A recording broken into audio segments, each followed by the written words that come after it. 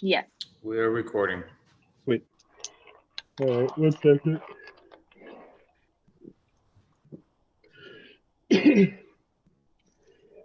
Yeah, hello. Welcome to episode 2 of our test recording series. This is the All Sacred Tabletop Podcast. My name is Tyrone. I use they, them pronouns, and normally I would be running the game, but today we have a GMless game. So, Hi, I'm Dan. I'm here to be on the podcast, and my pronouns are he/him. Hi, I'm James.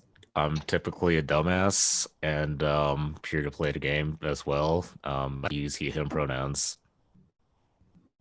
I'm Lando, he, him, hello. Hi, everyone. I'm Kellen. I use she, her, or they, them pronouns. Hello, I'm June, they, them. And we can get started with the game. So our GM, not GM, can kind of take it away with what the game is about, the Fall of Magic. yeah, so this is Fall of Magic. It is a game from a studio called Heart of the Unicorn in Olympia, Washington. It's a high fantasy RPG. We're going to be telling a story about a world where magic is dying, and this person called the Magus is dying along with it. We're going to be traveling to a place called Umbra, which is where magic was born. A lot of the questions about all of those things are kind of answered through gameplay. And yeah, I guess we'll just get into kind of reading the setup. So I guess everybody sit down around the table, or I guess around the call, and everybody should have something to write with and to write on. And then you should be able to see the scroll up to the Oak Hills before the fog of war cuts in.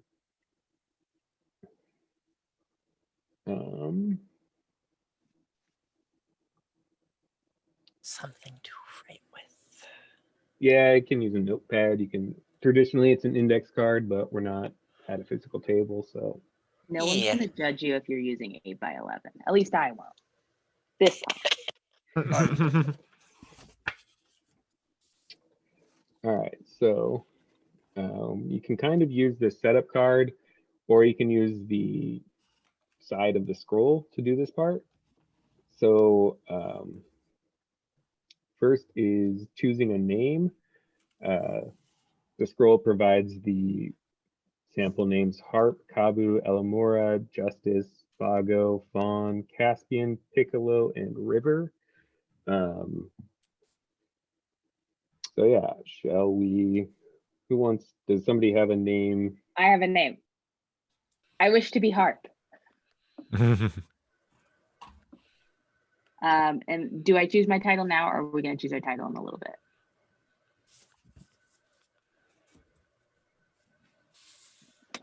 I think everybody chooses a name and then we go into titles. Okay. So next person up can choose their name. I want Kabu. I was muted. I've been yelling out. I want to be River. Nice to meet you, Kabu. That'll be And fun. Harp. I got Vago. Bizagu. Yeah, I guess I'm picking Piccolo then, so. Dope. The green guy. All right.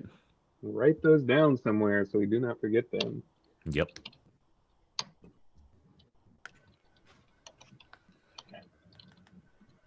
Oh, I pre-wrote my name already out before we even started. Which That one? was Well, one now thing I I've figured got out to on fight the. you for a title. What if I don't like the title that you chose? Hmm. Because what I happens when picked you your title. jump I picked ahead? my That's title. what happens. All right, can I get everybody's character name again? I am Harp. I am Kabu. I am River. I'm Fawn.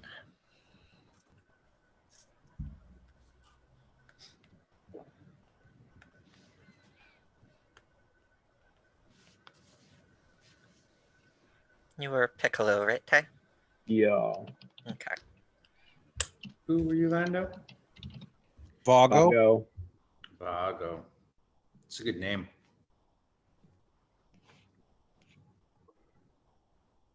All right. And after names, I believe it is titles. So each player chooses a title from the options listed on the map and adds it to their note card. It is fine if players choose the name. It is fine if you choose the same title. A title is a combination of a location plus one of the three options listed before the location. Boom. Fox of Mistwood. I will be. I wish to be the Golem of Ravenhall.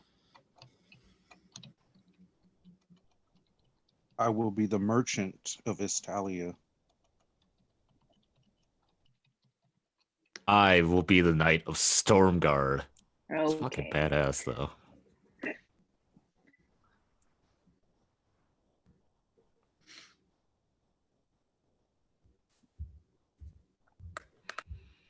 Mm,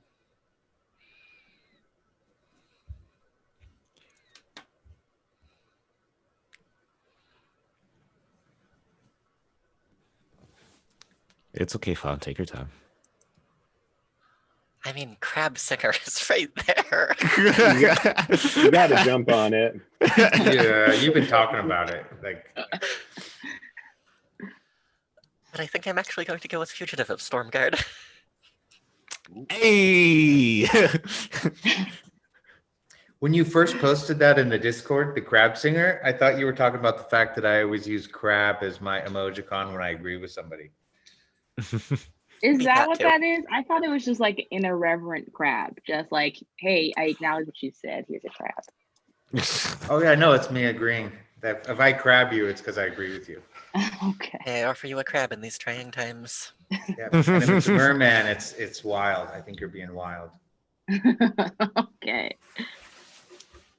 Decoding Right. Dan's language is very Yeah. interesting. I'm grabbing Yeah. Swineherd of Barleytown then. Swineherd.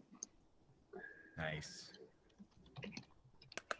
All right. Choose your name. Choose a title. Choose tokens. We've kind of done that. We're supposed to have one more that represents the Magus, but we capped them out, so I'll figure that out later.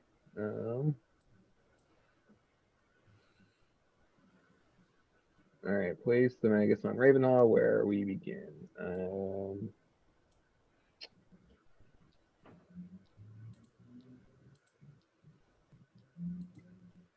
Let's see, do I have anything in the library that'll help me with this?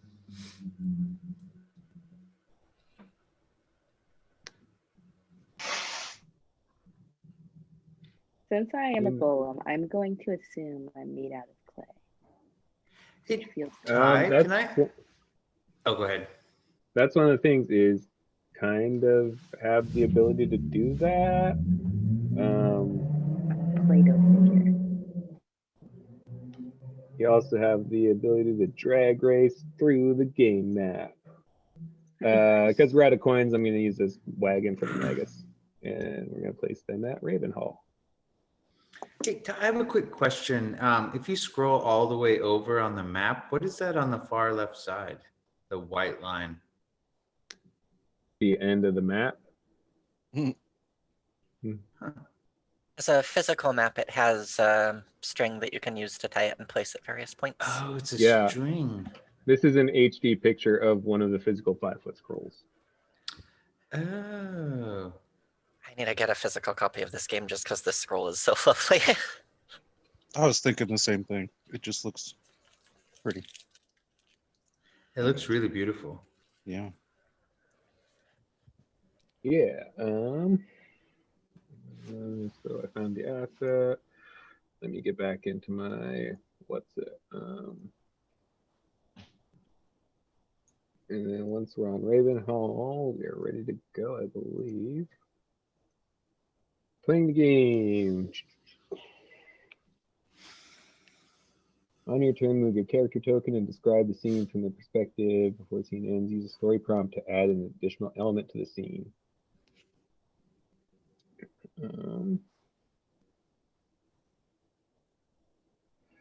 One, move your character token. Place your token at any of the scenes at the current location. So that's what it's telling you to do there is, I'll use mine as an example, is right now the Magus is at Ravenhall. And so all of these little things around Ravenhall are things that we have access to. So like if I was gonna do, let's start with the scrying pool because it's basic. I would move here and I would say that I was starting my turn and let's say my character is there. So Piccolo the Swineherd is there, River is there, and Kabu is there. And we have this scene that kind of role plays out why we're all here to kind of serve the Magus. Like what's our place in this fellowship? And then once I feel that question has kind of been answered, I'll close out the scene and it'll be somebody else's turn. Does that kind of make sense? Okay, I think so. Yeah. Okay. All right. And the Rose Garden is one that's kind of, there are a few of these, like down here in the making camp, it's kind of the same thing.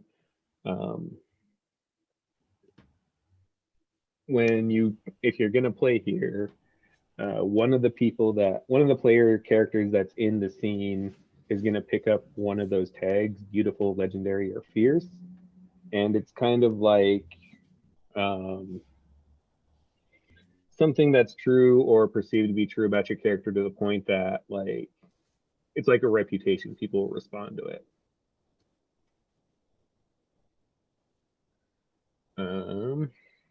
No, that's true. I mean, being all three of those, I can attest that people respond to it. Oh,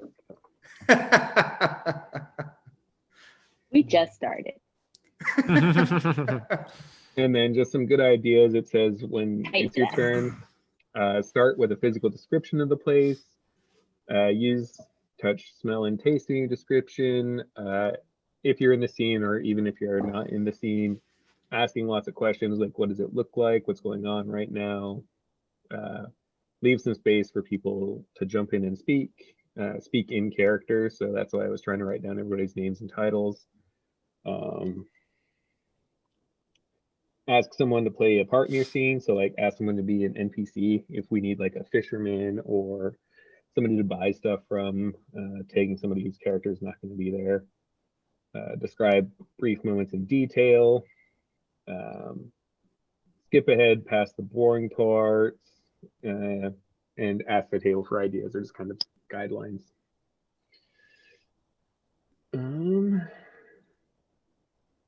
So who goes first? That's what I'm trying to figure out. Place there, and our journey begins. I don't see anything in here that's like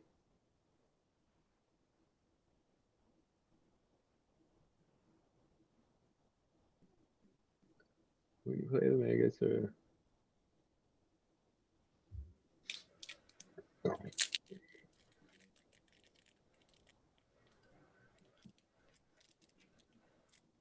okay, it's got to be a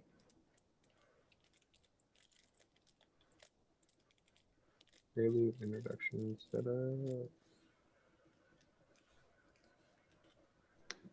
I think we just kind of elect a table person to do it first. So I guess since this game was my dumb idea, I'll do it. Yeah, I think this is just kind of an introductory scene here at Ravenhall. I think, where would this be?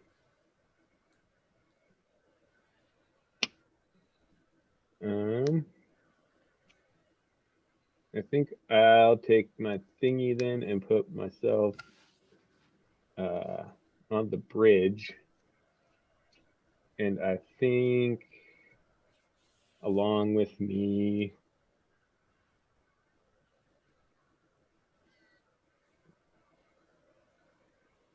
I think River would be here. And I think Vago would be here. So yeah, there's a bridge that leads into Ravenhall.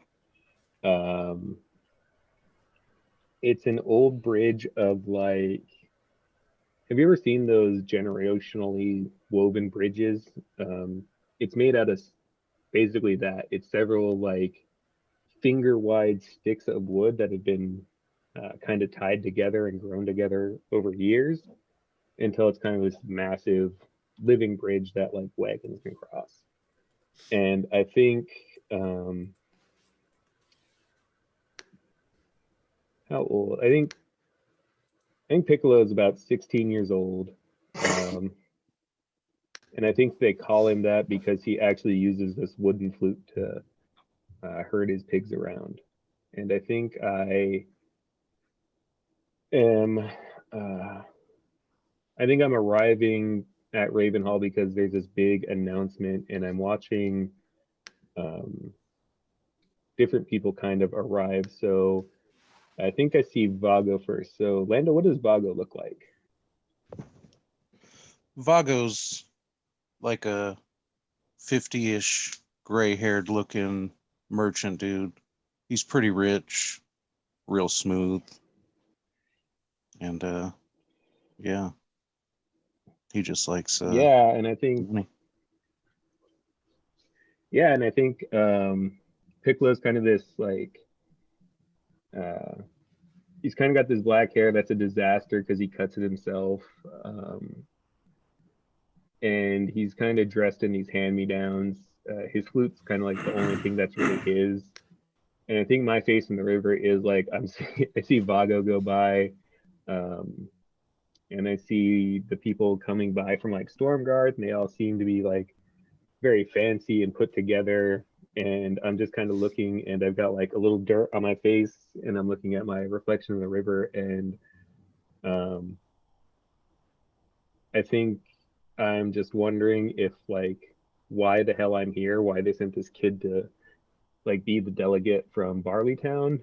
And before I have too long to kind of wallow in my self doubt and pity, I think that's when River shows up. So what kind of person is River? River is actually Vago's cousin. He basically lives off of his rich cousin. He's dressed really, really nice, but he's like, it's only kind of skin deep. Like he's wearing like the nicest clothes. Then like his hair is shaggy and his beard's like, well, like it's well maintained, but it's still like obviously needs a cut, or he maybe tried to do some of it himself because he thought, you know, I'm cool and I can do it myself. So he does have kind of a beard. It's also graying. He's also close to, or he's also in his 50s, but he looks a little bit younger, probably because, you know, he doesn't work quite as hard as Vago. Sensible guy. Yeah.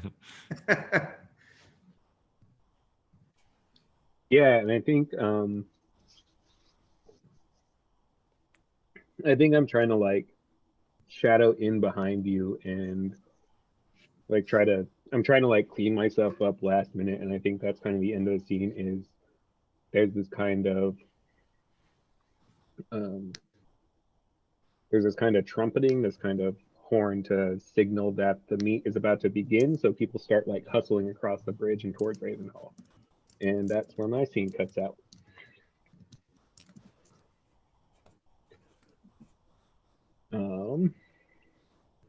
And then it's somebody else's turn to do basically that. So things that haven't really been touched on so far is we haven't really seen the Magus or what that person kind of. Yeah, we just kind of haven't introduced them. Yeah, if you want to go. Yeah. I can't move my thing, so can you put me on the scrying pool?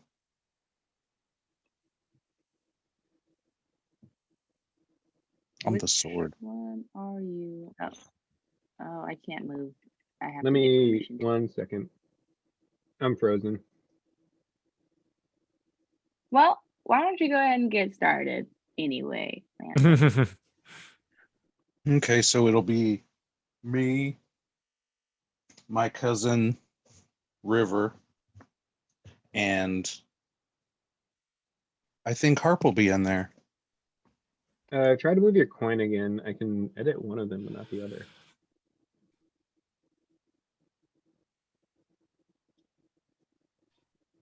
Oh, Lando, you gotta move your coin. I can't move it.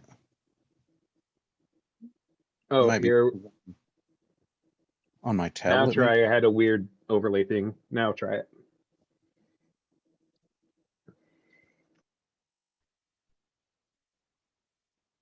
Okay, yeah, I can move now. Cool. Sick.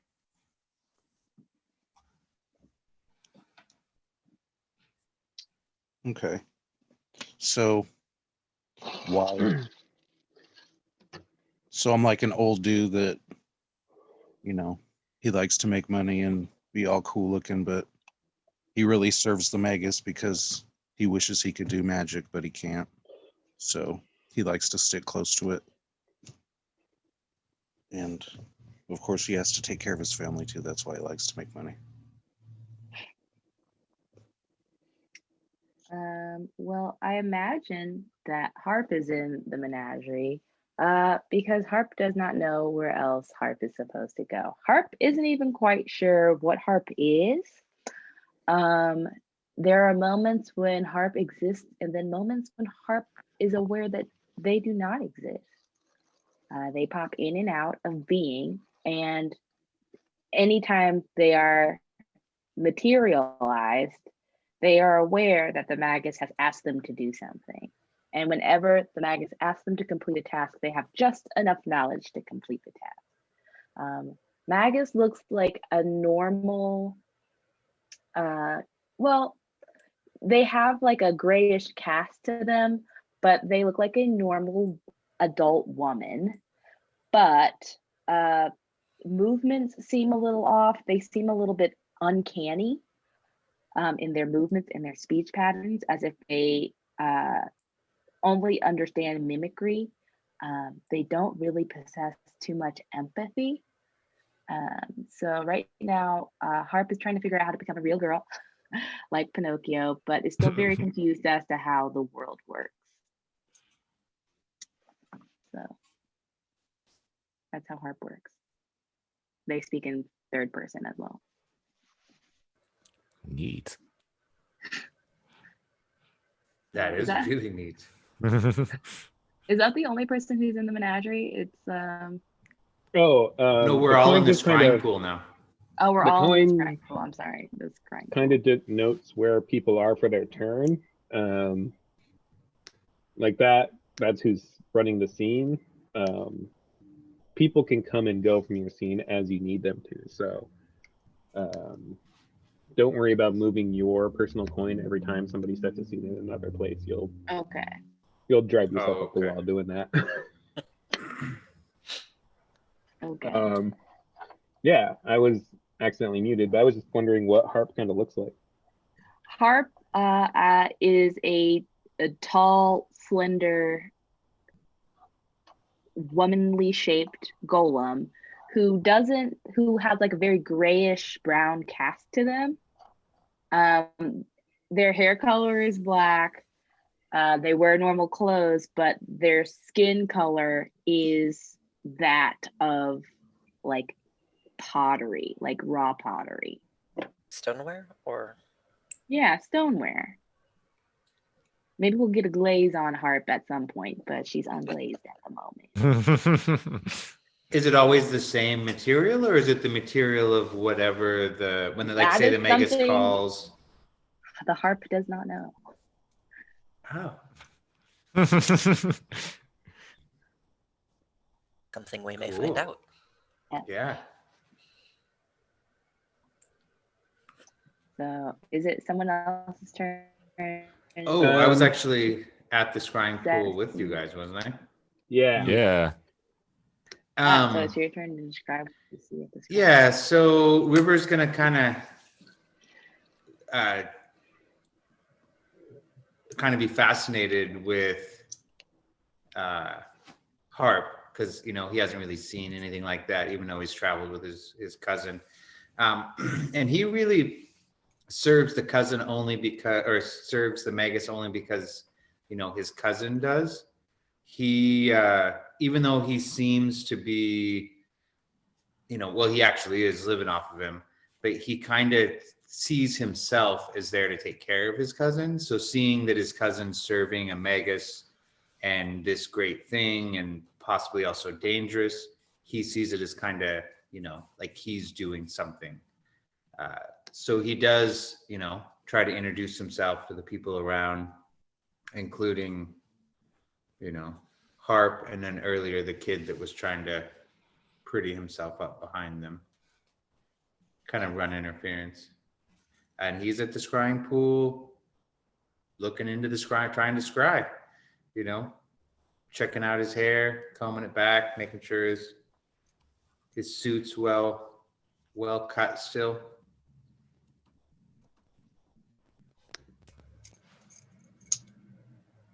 Okay. If no one else is at the scrying pool, I will take Harp to the menagerie. And this is hold on. So Lando, were you good on your scene being over? Yeah, I think so. Oh yeah, no, that's cool. I had a feeling. It's just the game's big on making that explicit. Oh no, we love an inclusive game. Yeah. So yeah, sorry, Kel, I was jumping over you. No, you're fine. So in the menagerie, Harp is with Fawn and Piccolo and Kabu, I think. And they are looking about at all of the curated plants and baubles that the Magus has collected. And at this particular moment, Harp is gazing into a very nice vase full of flowers. And they are contemplating the very simple order that the Magus has given them this time, which is just to follow them and protect them. With my limited understanding of the situation, I believe this to be a very simple and easy task, for I do not know the context. And I understand that marveling at this vase is not technically part of my job, but I feel compelled to do it anyway. And I look over to see Fawn, Piccolo, and Kabu all looking in different parts of the menagerie. And that ends my portion of this scene. So anybody else is free to go.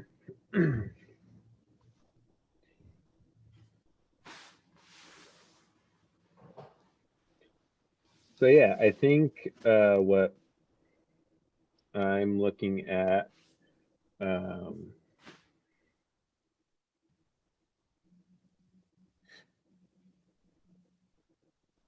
is I think that this is partially why we're here. It's the main reason why they're here. Is a lot of people are kind of crowding around this. There's this one really tall, almost looks like an oversized orchid. And the reason that everybody's here is the Magus kind of planted this 1,000 years ago and said that's that. It was going to take 1,000 years to bloom, and that something would be significant when that was happening. And I think everybody's kind of excited about this because lately a lot of different students of magic and people that are kind of connected to it, they've been finding it harder and harder to do. And anything beyond like basic little functions and tricks is it requires a lot of effort and it has to be the right time, or there's other restrictions. So I think everybody's kind of gathered around this flower expecting some kind of like renewal miracle. Nobody really knows like what to say. They're just very hopeful and anxious around this thing, I think.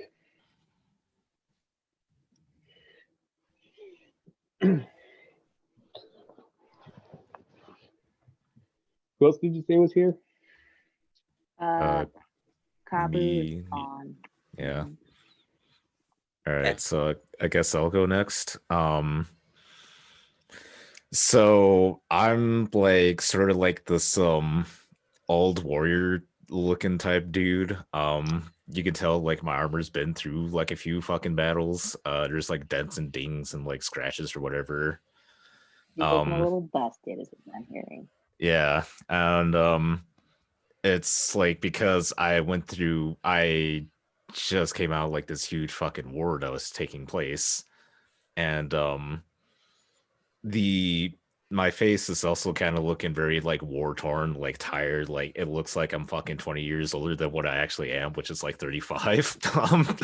Getting you wear sunscreen, that's on here. Yeah, and Sorry, I didn't interrupt anybody else's. I'm just bullying you for no reason. I don't know. No, why I you like gotta that bully you're. me. I like that you joined the old boys club. But All of us old guys over here trying to. Anyway, sorry, I don't mean to interrupt you there. all right. Anyways,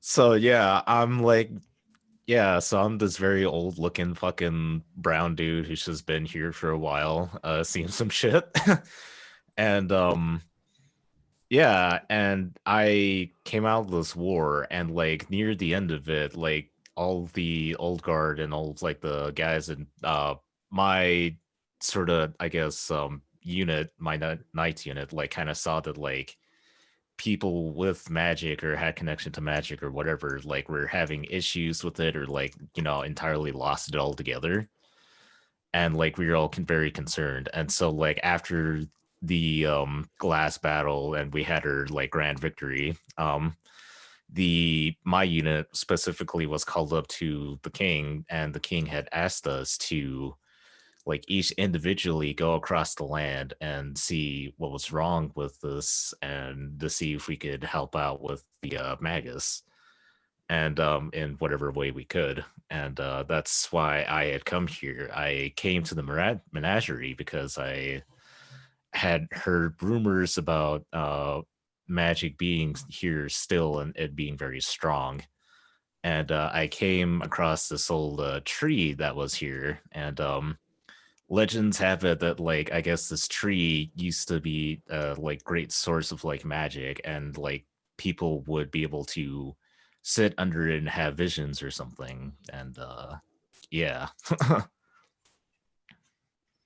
guess that's my ending of the scene there. Fawn is they're kind of a short, squirrely, scruffy, androgynous thing. Doe-eyed, but kind of that sort of face that's very difficult to pin an age to. Maybe 25, maybe 35. You hear that, James? That's someone who wore sunscreen. I'm sorry, I was trying to survive in a war, but all right. Look, when you're getting stabbed, skincare is usually the least of your worries. You're acting Yeah. like people don't take breaks to eat. You be doing the Yeah. thing. I'm just saying. I'm sorry. Continue. There's military grade makeup. Like there's no excuse, James. So a fawn is mostly very quiet and wide-eyed and constantly in awe at all the people coming and going here, and largely tries to stay out of the places where they would be with a lot of attention on them. When you get a good look at them, it's clear that at one point They had antlers or horns, maybe like an antelope, but they were broken off. And that they grow their hair out kind of scruffily to try to hide that. They've actually been in Ravenhall for a bit. They were a fugitive from some great war. And this new assemblage has them deeply on edge, and not just because they had a tendency to sleep beneath this inexplicably ancient tree. Maybe very important, but it's also very comfortable. Less so now that there's a crowd around it.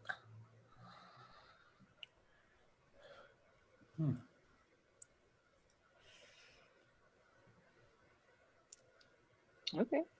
I think it's still Kel's scene. I think everybody in the scene has spoken. Have So we answered the question the last time you saw real magic? Oh, Yes. I did not actually. But I will say that Harp has not necessarily seen magic because they are of magic. So the last time they would have seen it was when they were materialized again. But I don't know. It's more of a sense of awareness that magic was involved and not so much seeing it. And that's all Harp has to say about that. So with that, I'm comfortable with my scene ending. Sounds good. Who do we still have? June and James, I Dan? believe. Yeah. James, yeah. And then did you make a scene? Mm-mm. You made the. Yeah, so you Nope. still have to. You've just been in. I haven't made a every scene. I've been in 2 scenes. I make every scene, Kel. Every scene. Okay. All right. Okay, You know what? And buddy. that's the end of the recording, everybody. Thank you for listening, but I have to go pay James a donut to beat up Dantan on the weekend. Just make sure it's gluten free. I'm your guy. So what does Well, the Magus listen, I look did like? tell you I found those good donuts. I got you. What is do they it? look like, the Magus? Just asking a table. Oh, I imagine. Okay, hear me out. What if the Is she Magus young? looks like a young child? Ooh.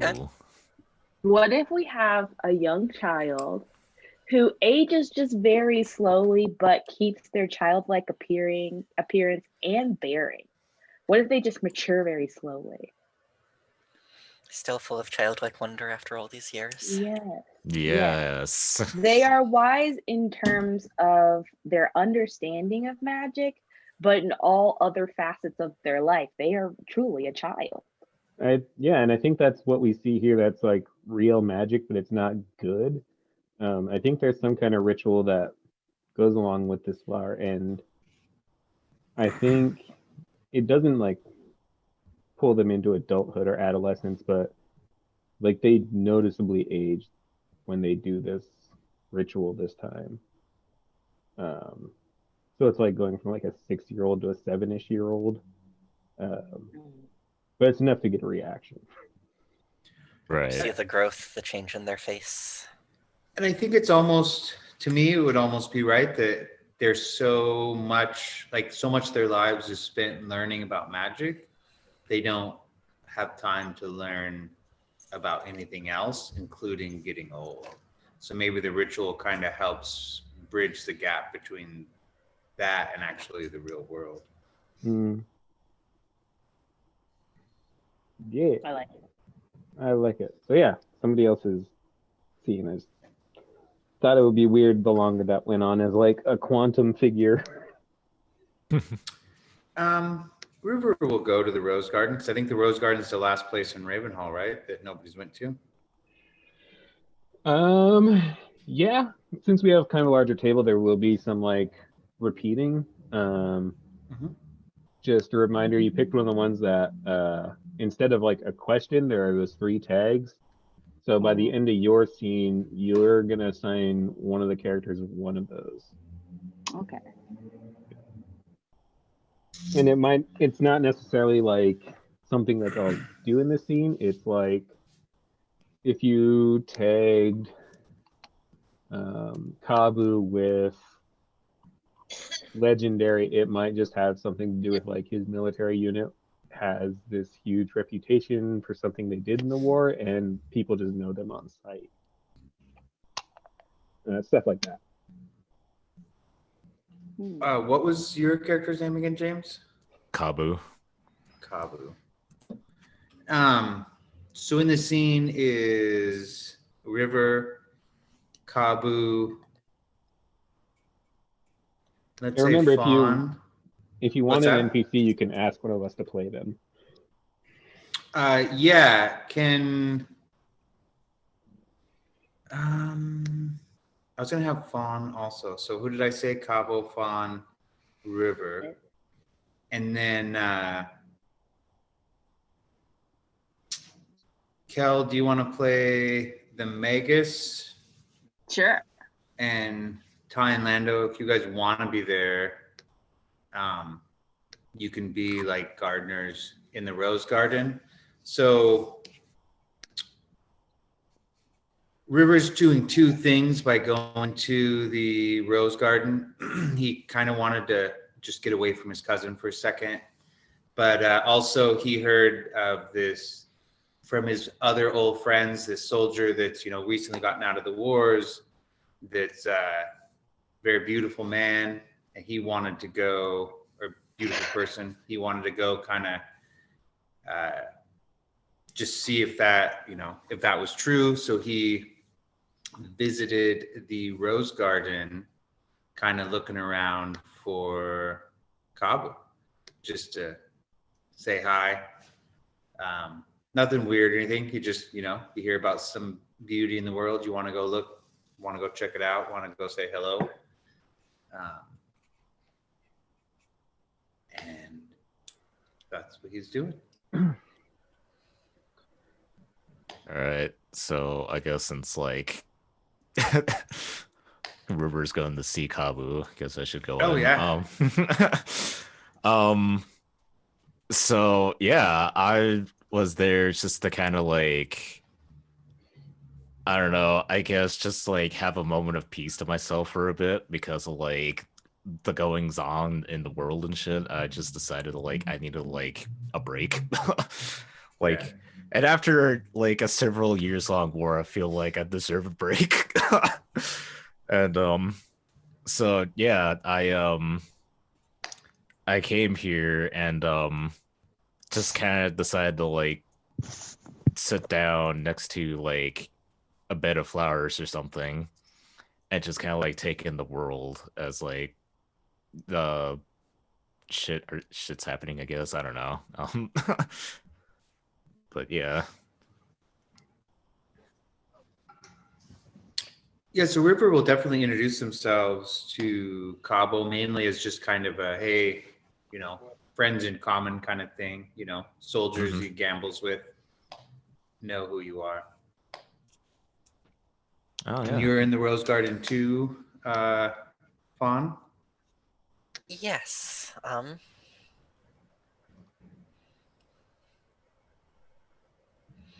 think Fawn arrived in the Rose Garden with the Magus.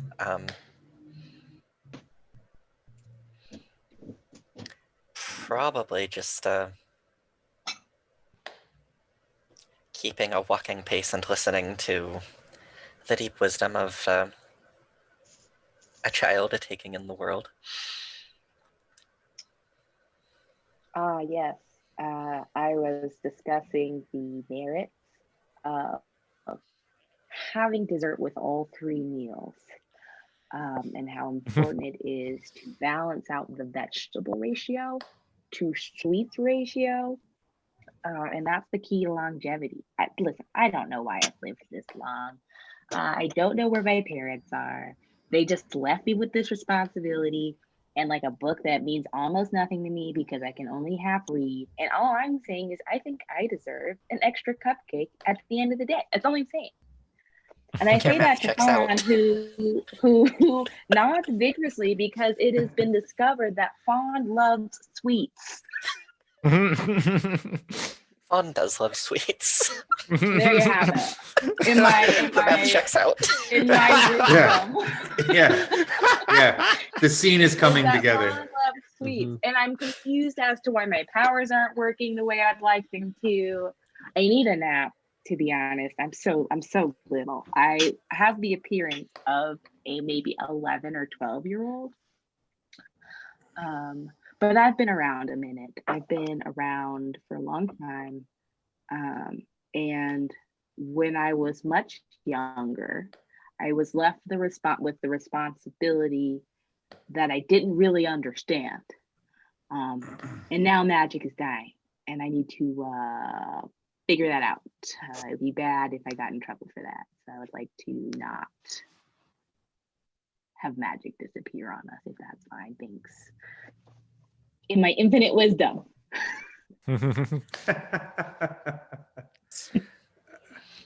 Well, It would I be think. bad. Oh yeah. Did James or James, did Cabo or Fawn have anything else before I close my scene on the two twosomes crossing paths? I guess. Fawn does probably, as they notice that there are other people in the rose garden, try to gather them in to discuss the merits of cupcakes. Perhaps hoping to make cupcakes happen in the near future. Mhm. River's definitely open to that. He knows a good gin and cupcake store that I am too little he's to been drink. meaning to go into, and an excuse to take the Magus, Fawn, and his new soldier friend for gin and cupcakes would be amazing. Or if you guys choose not to go, he'll just go himself. The only time I've ever had wine is when I snuck it out of the keeper of Ravenhall's office. Oh yeah, no, he's not offering the Magus gin. He's saying go to the gin and cupcake store for some cupcakes for you. Because you look like Okay. what'd you say, 14? Or how old? 10? I'm a smooth 11, 12-year-old. A smooth 11, 12. Yeah, it's a little young for gin just yet. Even though the Magus is technically actually a lot older. Yeah, River can't really help but see them as a child. I think that's fair. Yeah, Cabo would be down for some cupcakes and gin because he feels like he deserves it at this point. He's like, you don't even know what I've been through. You don't even know. I've seen some shit, man. Were you there, man? You weren't there, man. Nice. So on that, I think my scene close. And you made Kabu beautiful, right? Yes. Okay. Oh yeah, Kabu's beautiful. Despite Is my that how age. I assigned that kind of? I mean, yeah, it just gives those little story tags and stuff in ways that, I mean, we could have leaned into it a little more, but you guys got off onto, I think, a pretty good thing with the cupcake thing. So I didn't really want to role play a gardener fawning over Kabu all that much. Oh, yeah, I agree with that. Well, I will add that the Magus looks at Kapu being like, huh, what's your skincare routine? Is it sunscreen? It's not sunscreen. There's beauty in the wrinkles, Cal.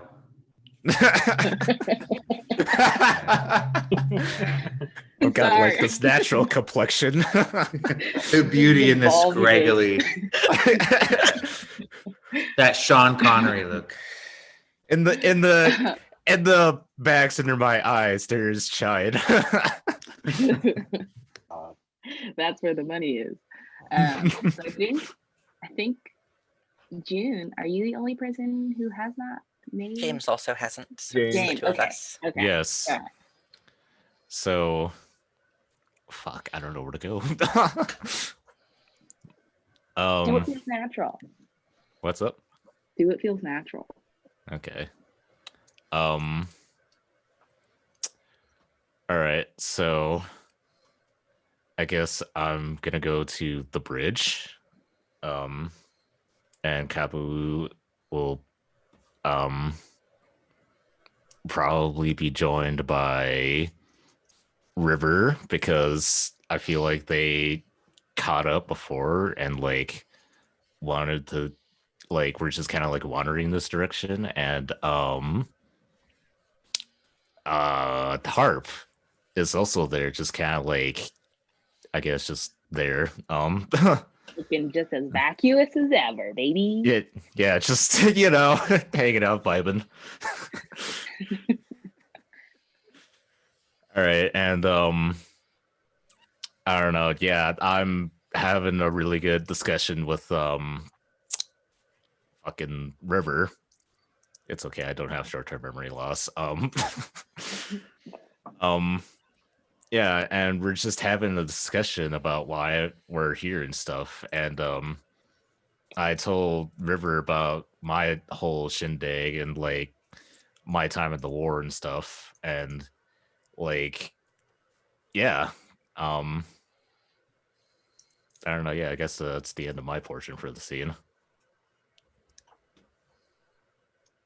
Rivers, because don't we have to answer the question, your face in the river? The river is going to kind of talk about the river and how he got his name. You know, by finding his face in a river, literally trying to make himself look like somebody else's reflection.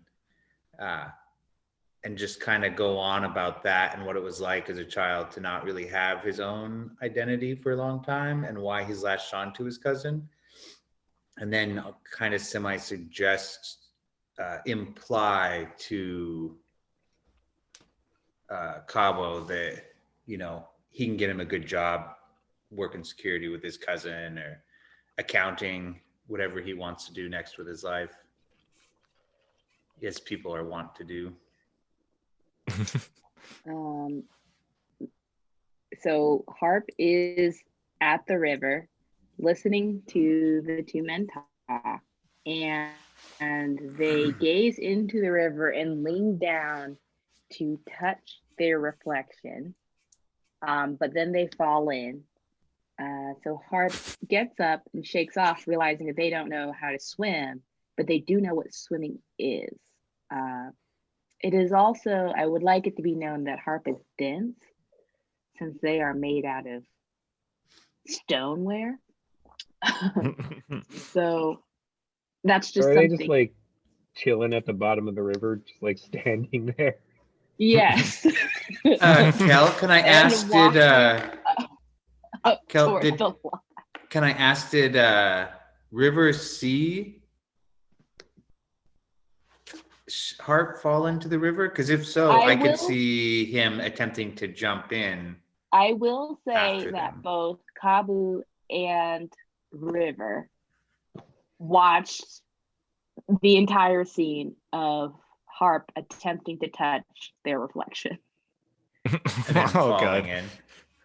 And then falling in. And I would like to say that Harp has a relatively stoic face, since they don't fully understand emotions beyond the fact that people can be happy, sad, or upset, or angry. So there was a very stoic Harp fell into the river. But as River attempts to jump into the body of water that is the river to help Harp gets up normally, because breathing isn't something Harp needs to do. So they walk back up toward the bank of the river. River tries to play it off. Unfazed by the fact that they fell. Kabu is just laughing at this whole fucking scene unfolding in front of him. And River kind of plays it off like, you know, I knew this was going to happen. And he's just kind of like, hey, and then kind of, you know, adjusts his suit and kind of turns back to Cabo and, you know, trying to act like he wasn't about to dive into the water for somebody who obviously now doesn't need it. Or at no point actually needed it. You know what I mean? He's trying to be like, it's cool. I knew. Even though he obviously didn't know. That's fair. All right. I think that's the end of the scene there. Sounds about. All right, I think Fawn's the last one that's not on the map. So, since we're a bit of a bigger table, I was gonna ask if, since I've already even been in a few scenes, if moving the Magus was a legit that move. I think that we can say yes if everybody's had at least been in a scene and if like we've exhausted all the locales, because otherwise it'll get a little easier as things go on, but like especially in these early ones, like there's only so many times you can do the last time you saw real magic. Yeah, there's only a few locations, and it's very much setting things up early on. Yeah, so if you'd like to, so to kind of break this down to everybody else, what June is suggesting is they're going to move the Magus, which moves the party. We'll all take our coins off of the map. We'll move the wagon to the Oak Hills. Oh, are we doing this, June? I believe so, yes. Yep. All right, so I'm going to move us to the Oak Hills. Everybody pull your coins off the map. To the Oak Hills? Nope, pull it completely off the scroll. Because you're going to have to, because you can normally only move the maggots if you're quote unquote on the map, but we're now saying like if everybody's on the map. So when we move to a new location, nobody's on the map yet. So what now is going to happen is June is going to, this is everybody shares the Magus thing. They're going to play this scene from the perspective of the Magus, and it's using that prompt, the ending of summer, and it's kind of us moving locations, starting our journey. Oh, okay. Yeah. So we set out from Ravenhall on our journey to the Umbra as summer was ending, and in Ravenhall there's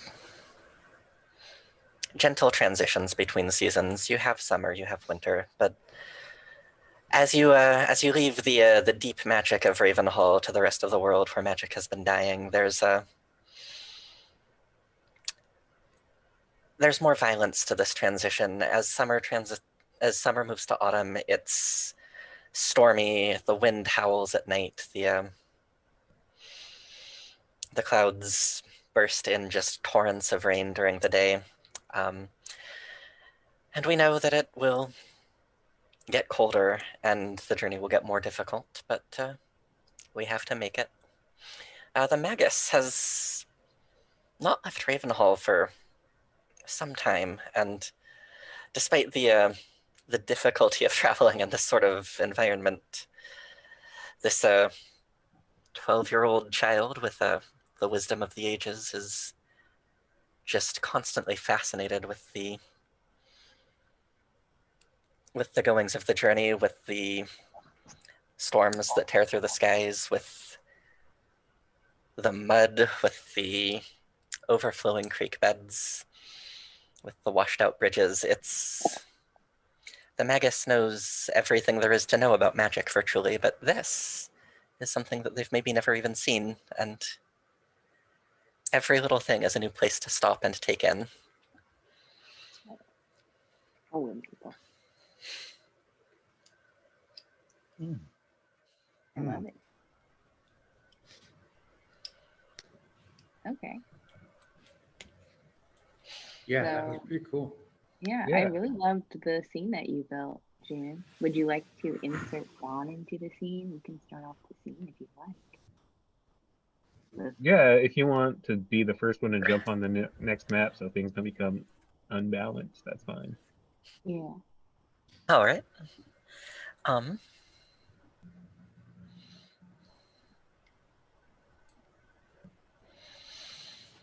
think we will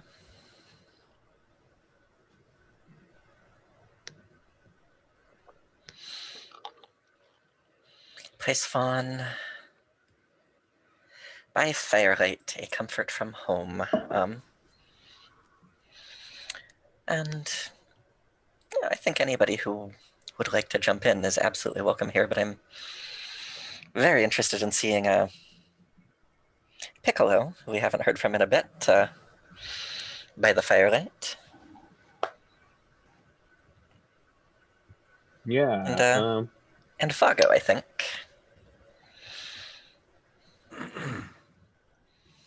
So, it's been another long day working through mud and rain and wind and thunder.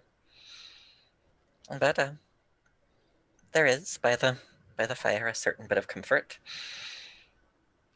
including let's go ahead and bring, including rations neatly liberated from Vago's packs. Yeah, give us your food. The merchant always has the most interesting things. I don't need to eat, but I still want it. Well, I make sure to pack plenty because I know the Magus has a ridiculous sweet tooth and all that whatnot. So I have many delicacies of sweet whatchamacallits and plenty of wine for myself. Vago, I think this is the start of a beautiful friendship.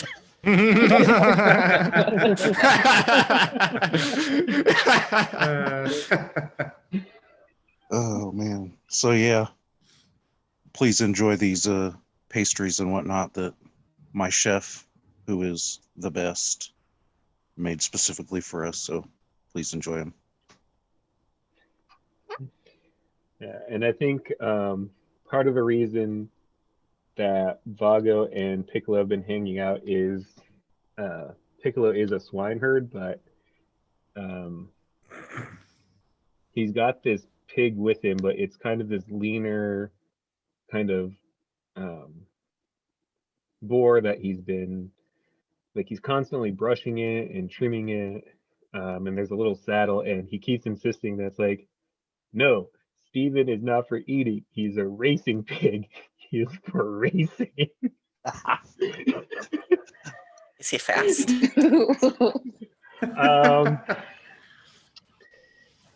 He's faster than walking, but I don't know if Steven is particularly fast for a racing pig, or if Is I don't very know if excited ride about him? seeing the racing pig run. I'm curious, does Pick ride him like a horse race, or is it more like a dog race where the pig just runs on their own? Or did they hire a jockey? I think there's kind of like a standing travois that Piccolo rides on. It's kind of like a one pig sled. Nice. And I think Nice. I think you've seen him on different legs of this passage for the Oak Hills. Like Steven's fast. The problem is that like Pick has no control over this pig, so it just goes where it wants. This is a I good would pig. like to interject that Harp, for whatever reason, feels compelled to chase the pig. She doesn't understand these emotions, but she knows she must procure it. It's a small comfort from home. Seeing a golem chase a pig in the driving rain. Who doesn't that remind of their childhood? But no, I think the comfort from home is, Steven has run off yet again, and after giving up on like physically chasing him down, Piccolo like has this little tune that he plays, and if he sits and he plays this song long enough, his pig eventually comes back. Nice. After the pig has come back, all muddy, it is obviously cold and wet, and I would like to say that as Harp sits by the fire, her skin grows very, very warm, like a hot stone. Thus, the pig comes up to get warm next to Harp. Delightfully wholesome. Yes.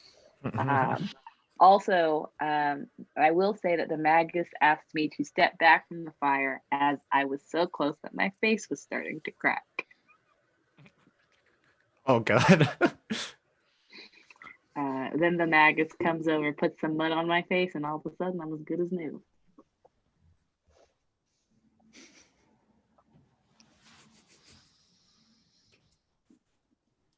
They're fascinated by the thunder, and then they go and do something like that. Yeah. Well, I was technically made by the mag. This is Kellen talking, not Harp. Harp would never say this, but I was made by the mag. So. It's a little reminder of what they are and what's being lost, though. Yeah. It's kind of like Toy Story. I'm good with ending that scene there. Passing on to the next person.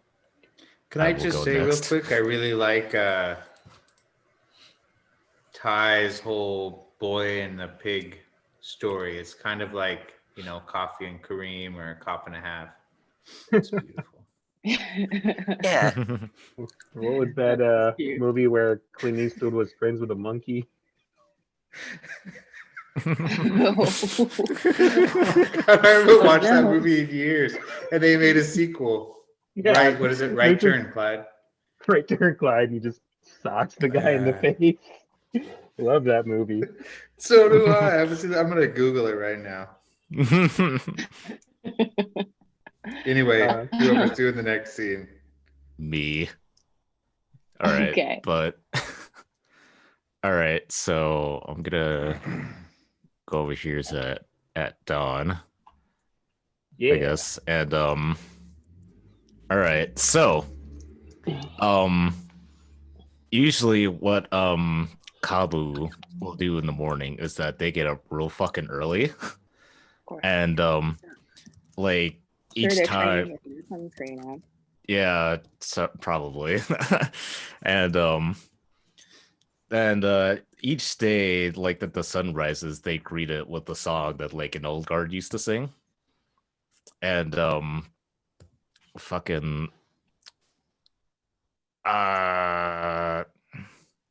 Piccolo, I guess, will like come will like hear me singing and like come over and see what's going on.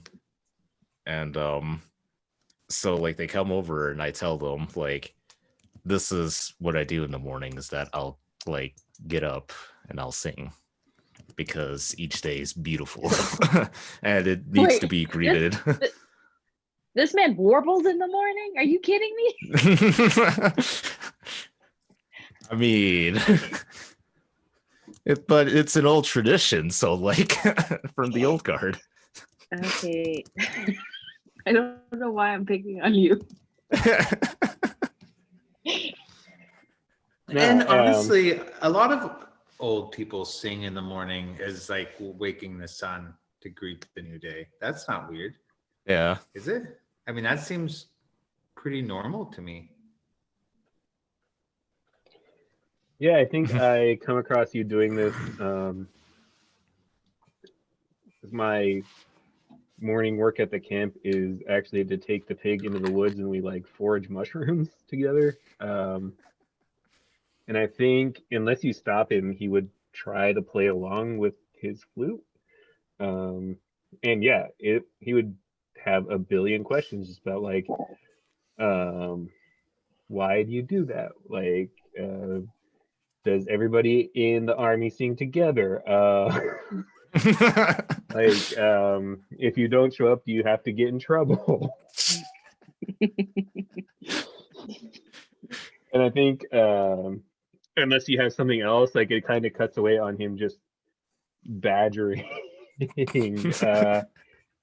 Kabu with like these increasingly more detailed questions about like, are there flute players in the army? Is it hard to be one? Like, do you have to be like strong to play the flute, or do you just have to not run away when it's dangerous?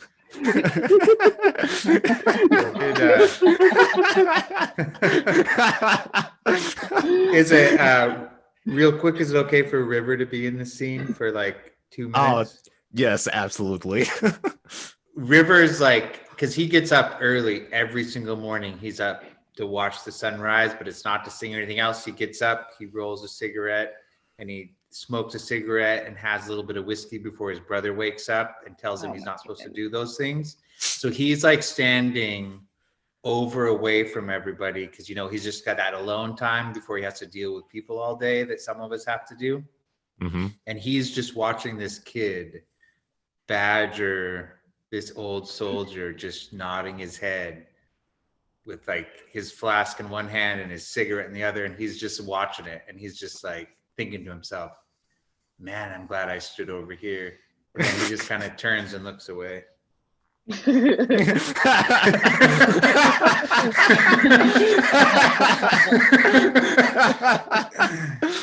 Oh fuck. Like,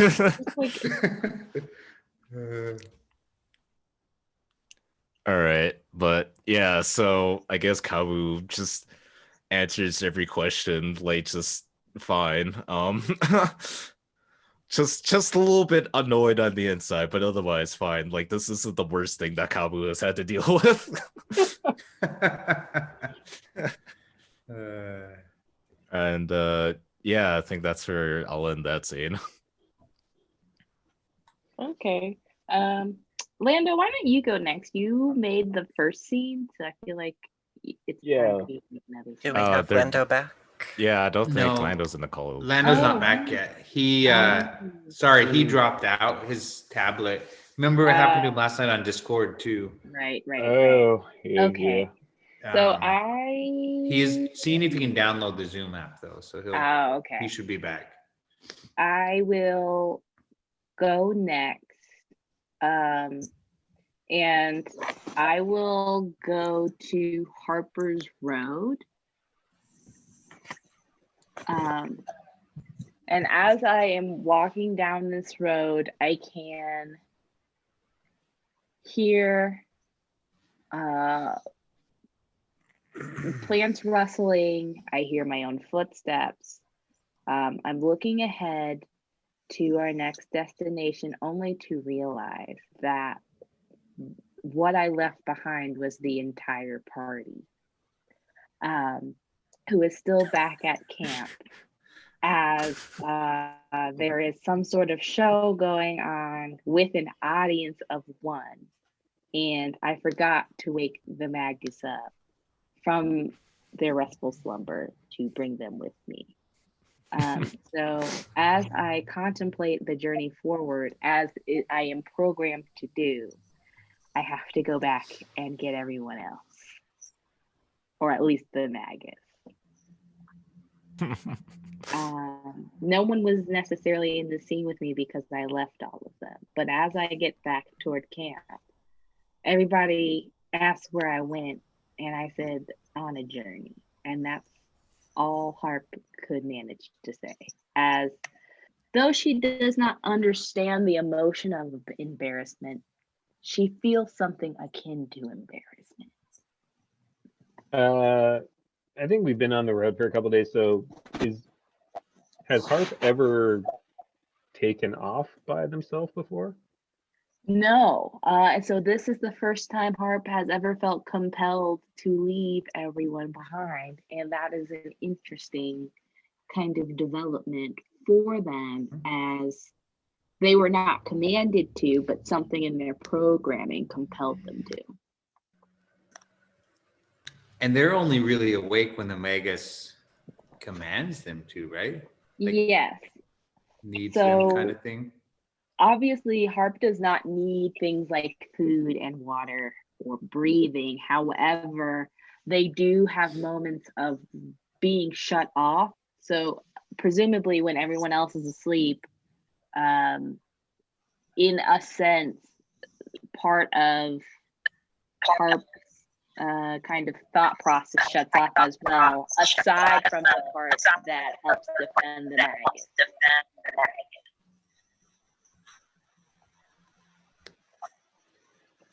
You just want to say something really quick, Kel.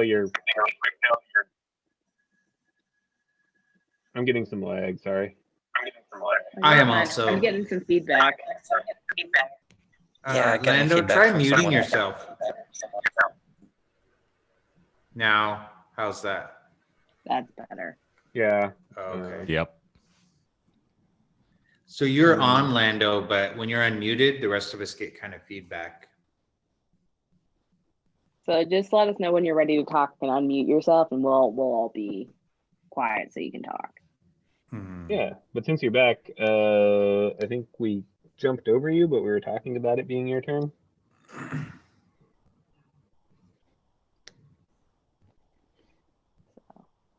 Feel free to build a scene as you see fit. Yeah, I'm having trouble staying connected. I'm lagging really bad.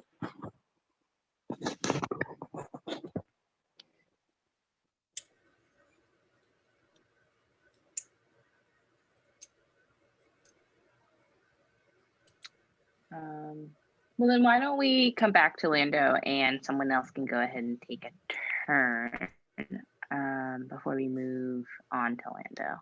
Yeah, so it'd be me, Dan, or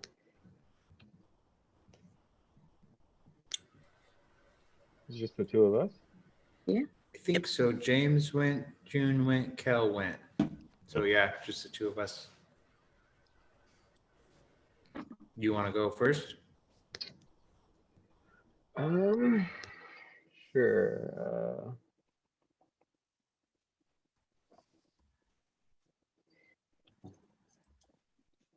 I was gonna use this to pin Wealthy onto Vago. I can still kind of do that.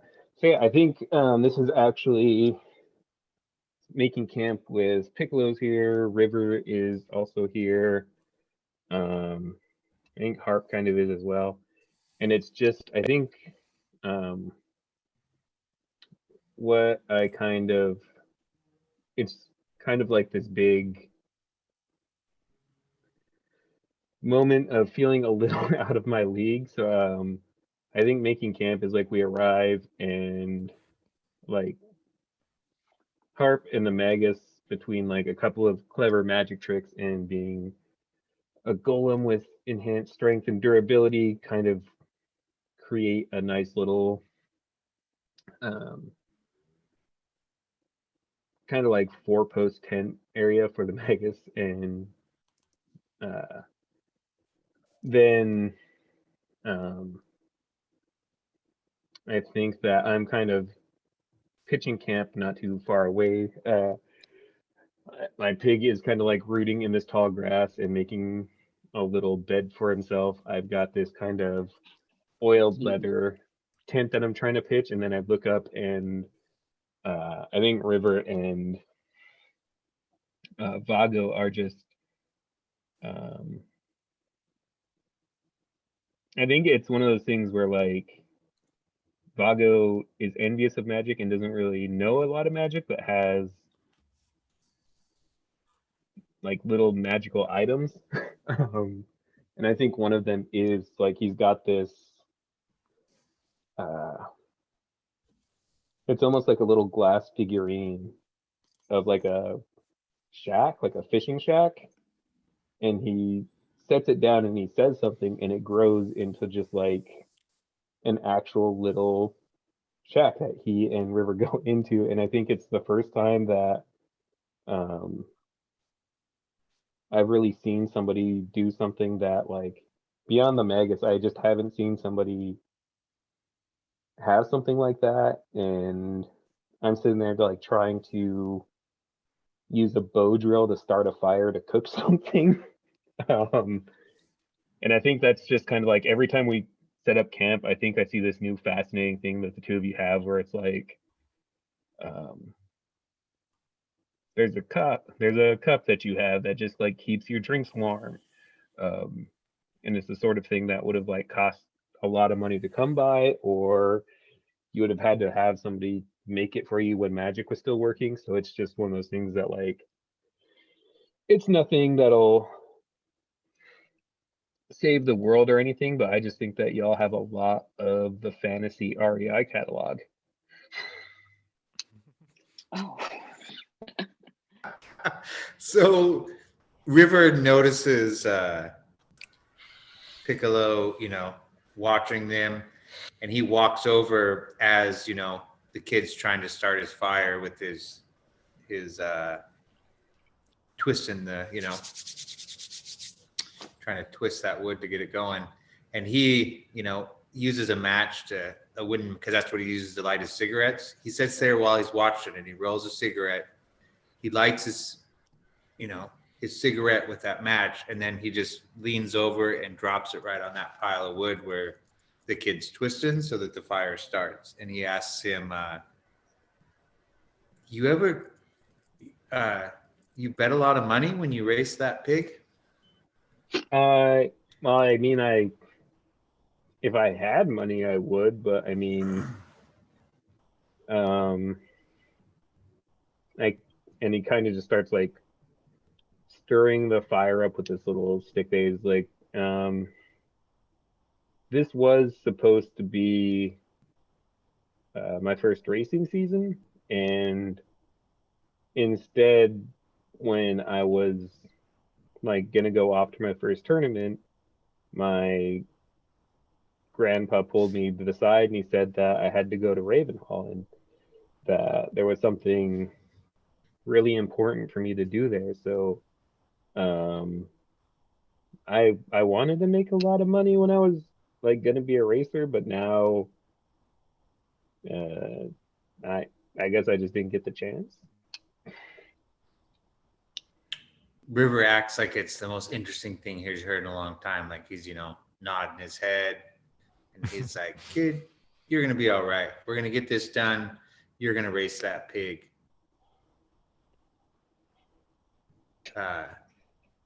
Until then, we should probably bet on whether or not Harp can catch it. Because, if Harp can catch it, well, then that pig ain't going to race too fast. Well, I guess that's true, but I mean, that was the point of me going off to find a sponsor is I don't have anything to bet, mister. Well, we're going to have to fix that, ain't we? Corrupt this child.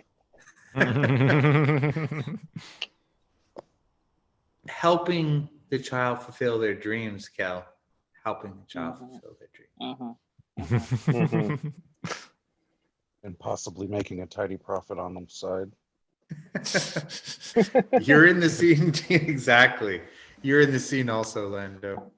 We're dealing with... I used the making camp thing to give you the tag wealthy. Yes, I'm absurdly wealthy. Yeah. And it's nice. Especially because it's wintertime and I'm old and I need furs and nice, brandy and whatnot. Yeah. So I think talking about that into your varying level of interest, that would be the scene.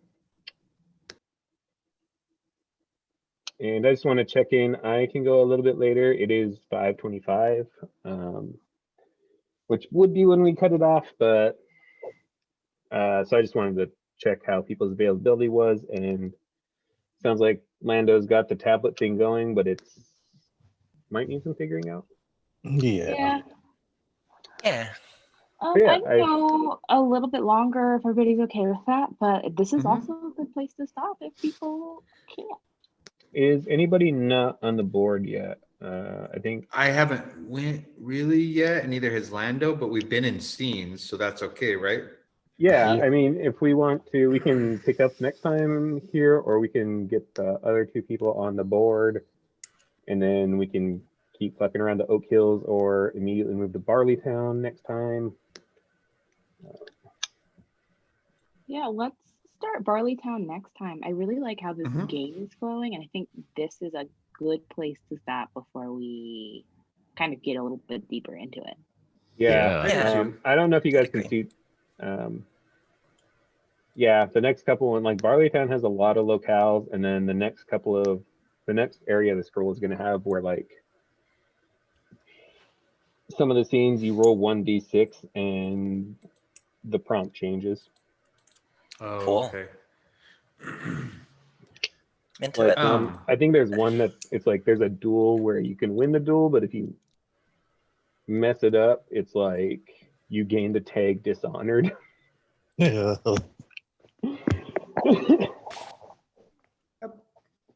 Pretty sure River will be okay with being Dishonored. What do you guys think of the game so far? I've actually had a lot of fun. Like I said earlier, I didn't really understand what it was completely. Really now into that it. I do. Yeah, I'm actually getting really into it. It's fun. I really enjoyed the aspect that I don't have to know a whole lot about the game to like make a fucking character, which is nice. Well, no, and I'm glad that y'all are leaning so well into it. Like, I'm glad that Kel saw like Golem or Ravenhall is actually an origin and just kind of ran with like, yeah, I am a stone child, and here like, I don't know, jumping into the river and just hanging out down there without needing to like ask if you racially had the ability to not breathe. Yeah, yeah. It's kind of what this game is about. It's a story of a journey, and it encourages you to take prompts and run rather than looking for what your limitations are, and I like that.